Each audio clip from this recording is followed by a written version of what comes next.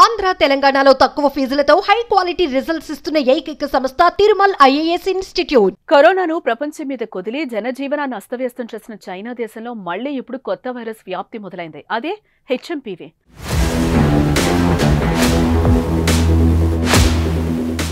ఈ వైరస్ వ్యాప్తి అధికంగా ఉండడంతో చైనాలో మరోసారి ప్రజలు ఆసుపత్రులు పాలవుతున్నారు. బీజింగ్, తింజిన్, హెబీ, షాంగ్జీలో ఎక్కువ కేసులు నమోదవుతున్నాయట.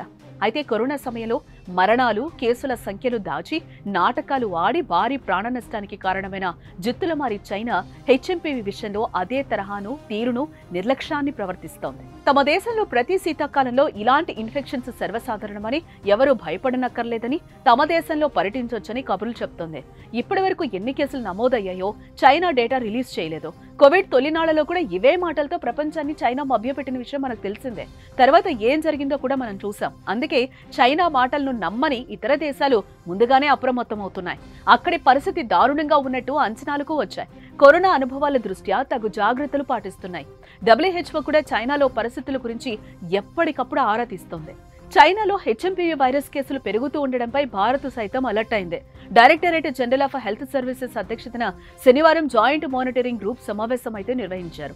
తాజా పరిణామాలపై చర్చించారు. ప్రస్తుతానికి భారత్ ఎలాంటి ఆందోళన అవసరం లేదని ఈ సమావేశంలో నిపుణులు తెలిపినట్టుగా కేంద్ర వైద్య ఆరోగ్య శాఖ ఓ ప్రకటన విడుదల చేసింది.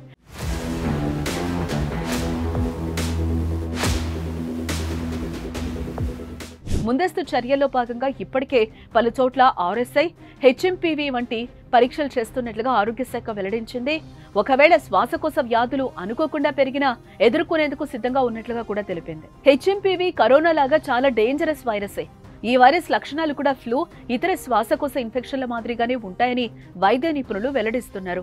దగ్గు, జ్వరం, ముక్కు దిబ్బడగా అనిపించడం, శ్వాస తీసుకోవడంలో ఇబ్బంది వంటి లక్షణాలు కనిపిస్తాయని తెలిపారు.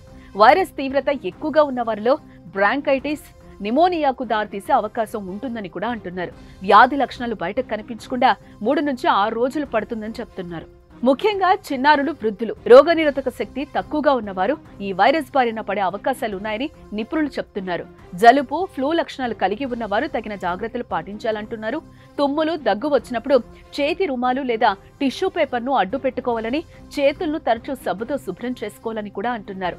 కరచాలనం చేయటం, జబ్బు చేసిన వారి దగ్గరకు వెళ్లటం, కళ్ళు, ముక్కును తరచూ తాకడం, బహిరంగ ప్రదేశాల్లో ఉమ్మివేయడం చేయకూడదని, వైద్యులను సంప్రదించకుండా మందులు వాడకూడదని వైద్యులు వెల్లడిస్తున్నారు. ముందు జాగ్రత్తగా జనసందోహంలోకి వెళ్లేవారు, బయటకు ఎక్కువగా తిరిగేవారు ముఖానికి మాస్క్ ధరించడం మంచిది.